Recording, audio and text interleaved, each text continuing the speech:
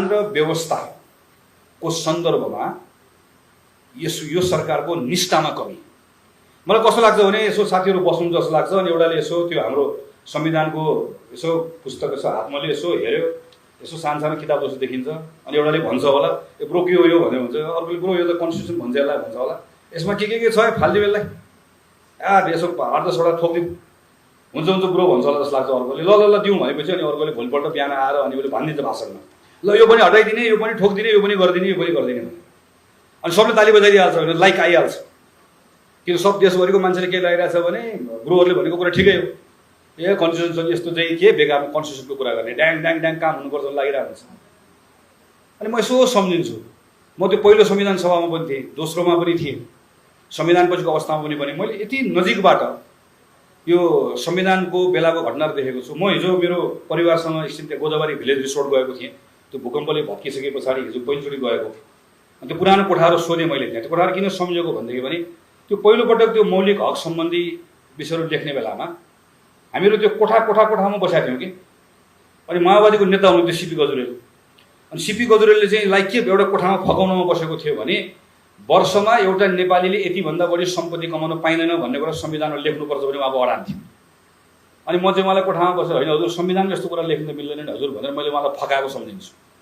संविधान लेख्ने सुरु गर्ने बेलामा वर्षमा यतिभन्दा बढी सम्पत्ति कमाउन पाइँदैन भनेर संविधानमा लेख्नुपर्छ भन्ने ठाउँबाट छलफल सुरु गरेर 72को संविधान बनाउँदै गरेर त्यो ठाउँसम्म आइपुगेको हामीहरू। पहिलो संविधान सभा भङ्ग भयो, दोस्रो संविधान सभाको बेलामा करिब चाहिँ माओवादी संविधानमा सहभागी नहुने अवस्था बनेको, मधेस केन्द्रित दलहरू सहभागी नहुनु भयो र पहिलो प्रचण्ड प्रधानमन्त्री हुँदै गर्दा दोस्रो शेरबहादुर देउवा प्रधानमन्त्री हुँदै गर्दाखेरि बडो कुशलतापूर्वक छलफल गरेर उहाँहरूलाई सहभागी गराएर संविधानको प्रक्रियामा असोज 3 गते हामी एकले संविधान दिवस मनाएको, कोही साथीहरूले कालो दिवस मनाउनु भयो।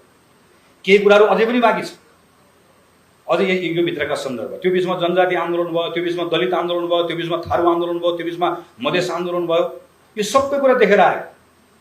अहिले पनि प्रदेशको नामहरूका बारेमा समस्याहरू छ नि त, मुद्दाहरू छ नि, कहाँ गएको छ, कति डेलिकेट छ यो विषयहरूको सन्दर्भमा यो नुआन्सेसहरूलाई नबुझिकन, यो के पनि कुरालाई के पनि नबुझिकन यसलाई बडो हल्कासँग अहिले जुन सरकारको म बेला देख्छु, एउटा मन्त्रीले आउनु भएको छ, एउटा कुरा बोलिदिनु भएको छ, एउटाले एउटा थप दिएको छ, अर्कोले अर्को ठोक दिएको छ, अर्कोले अर्को खारेज गरिदिएको छ। त्यो सरकार सञ्चालन गर्ने दलकै साथीहरूको पनि फरक कुराहरू आएको छ। यो सबै कुराहरू हेर्दाखेरि चाहिँ अर्को एउटा चिन्ता गर्नुपर्ने विषय चाहिँ यो कन्स्टिट्युसन बनाउँदै गर्दाखेरिका हाम्रा नुआन्सेसहरूलाई पटक्कै पनि त्यसको संवेदनशीलतालाई पटक्कै पनि सरकार सञ्चालन गर्ने साथीहरूले त्यसलाई ख्याल गरिराख्नु भएको छैन, त्यसमा ध्यान दिइराख्नु भएको छैन। हाम्रा संस्थाहरू बलियो बनाउने हो नि त। जस्तो हामी संविधान संशोधन गर्ने पक्षमा छौँ, एकदम बगैँचा गर्नुपर्ने छ, पुनरावलोकन गर्नुपर्ने छैन, एकदमै गर्नुपर्ने छ। तर यस्तरी होइन, यस्तो हचुवा पाराले होइन। यहाँ त एकैछिनमा आगो बल्छ। अधिकारको विषय त्यतिखेरसम्म मात्रै गौण हुन्छ जतिखेरसम्म अधिकार प्राप्त भइरहेको अवस्था हुन्छ। तर अधिकारको विषय चलाइयो भनिरहेको बेलामा त्यसपछि सबभन्दा महत्त्वपूर्ण विषय त्यही बन्छ। भाषाको विषय सबभन्दा बढी महत्त्वपूर्ण विषय बन्छ, समावेशिताको विषय सबभन्दा बढी महत्त्वपूर्ण विषय बन्छ, हाम्रो यहाँभित्रका विविधतालाई सम्बोधन गर्ने विषय सबभन्दा बढी महत्त्वपूर्ण विषयहरू बन्छ। तर यी विषयहरूको सन्दर्भमा बडो हल्का पाराले, अझ म त भन्छु बडो लफङ्गा पाराले जे मन लाग्यो त्यही बोलिदिएको, जे मन लाग्यो त्यही गरिदिएको छ। यो अर्को एउटा चिन्ताको विषय हो। मेरो अब्जर्भेसन चाहिँ यो हो र मेरो अन्तिम अब्जर्भेसन यो चाहिँ भू राजनीतिक विषय र यो परराष्ट्र नीतिका सन्दर्भमा छ। हामीले के देख्यौँ पहिला भने बलियो सरकार भएको बेलामा यो राष्ट्रको हितलाई राम्रोसँग त्यसलाई स्थापित गर्ने कुराको सन्दर्भमा चाहिँ उसलाई बडो एउटा सुविधाजनक अवस्था बनेको हुन्छ, देशभित्र बनेको हुन्छ। त्यो बेला उसले केही जोखिमहरू पनि उठाउन सक्छ, केही अप्रिय कुराहरू पनि गर्न सक्छ र यो खास गरी विदेश नीतिका सन्दर्भमा पनि लामो समयदेखि सुल्झिन नसकेको विषयहरू पनि उसले सुल्झाउने एउटा चाहिँ क्षमता राख्छ, किन घरभित्र एउटा बडो सहज वातावरण बनेको हुन्छ।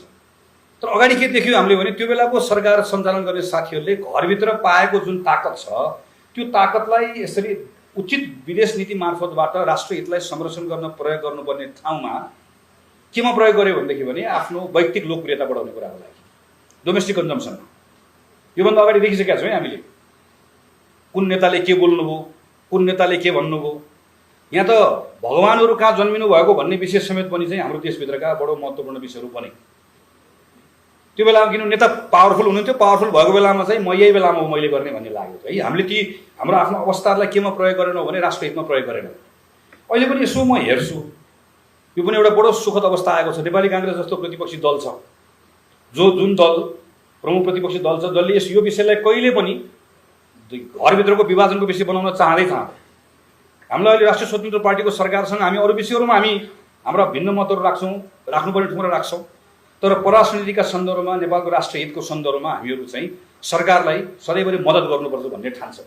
यति सहजताको वातावरण छ देशभित्र, यस्तो अवस्था छ। तर म यसो हेर्छु के देख्छु भने कसले कसलाई भेट्यो, कसले कसलाई भेटेन, भेट्दाखेरि के लगाएर भेट्यो, दायाँ फर्केर भेट्यो कि बायाँ फर्केर भेट्यो। पहिला यसरी भेट्थे, अहिले त हेर कति मजाले यसरी भेटेको छ।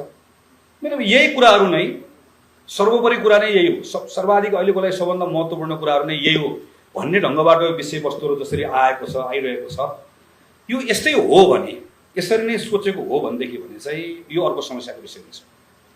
किन यो त एकदमै यो स्ट्रक्चरल स्टेट क्राफ्टको विषय हो नि त यो त है। हामीले त यो बेलामा त हाम्रो दुईवटा ठुल्ठुलो छिमेकीहरू छन्, हेरौँ ग्लोबल अर्डरै तलमाथि भइरहेको छ। उहाँ अब हामीले त के देखेको, हाम्रो दुईवटा छिमेकीहरू छन्, ग्लोबल अर्डर छ, त्यसको माथिपट्टि चाहिँ एउटा संयुक्त राज्य अमेरिका छ, त्यसको एउटा चाहिँ नैतिक एउटा ताकत पनि छ होइन, त्यसको आर्थिक सामरिक सबै कुराहरू छ।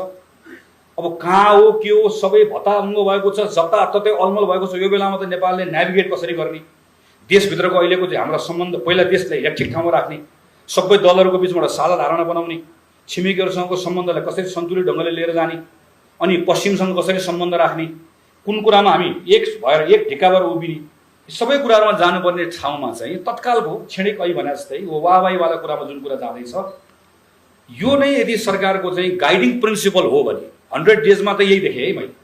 त्यसले मैले 100 डेजमा के देखेँ भने लाइफभन्दा लाइफ महत्त्वपूर्ण एउटा यो देखेँ, प्रोसेस के पनि अर्थ राख्दैन, परिणाम भए हुन्छ भन्ने कुरा।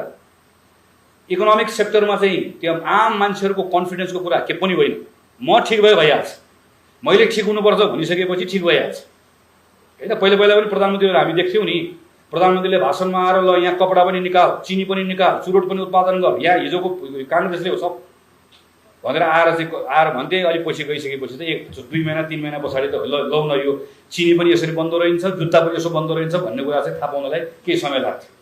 यो सबै देखेको हामी त्यही कुराको पुनरावृत्ति भएको देखिरहेका छौँ। संविधान र संस्थाहरूको बारेमा चरम उपेक्षाको कुरा र चाहिँ डोमेस्टिक कन्जम्सनको कुरा चाहिँ परराष्ट्र नीतिका सन्दर्भमा चाहिँ यसलाई बढी प्रायोरिटी दिइरहेको कुराहरू चाहिँ लार्जली मैले देखेका 5वटा ट्रेन्डहरू हुन् यो 100 दिनमा। अरू पनि छन् होला, साथीहरूले यसमा थप्दै जानु होला। खालि मैले भनेको चाहिँ अलिकति प्रवृत्तिहरू हेरौँ हामीहरू है, किनकि यो भर्खर 100 दिन भएको छ। 100 दिनमै हामी धेरै खोतल्ने कुराहरू पनि छैन। हामी म त यदि अहिले सरकारले 100 दिनको समीक्षा, 100 दिनको कार्यक्रम, 100 बुधा नभनेको भए यो बेलामा हामी त 100 दिन पुरा भएकोमा तपाईँलाई बधाई छ, शुभकामना छ, आगामी दिन राम्रो होस् भनेर आज बिहान त फेसबुकमा पोस्ट राखेर शुभकामना दिएर बसिरहेका हुन्थ्यौँ।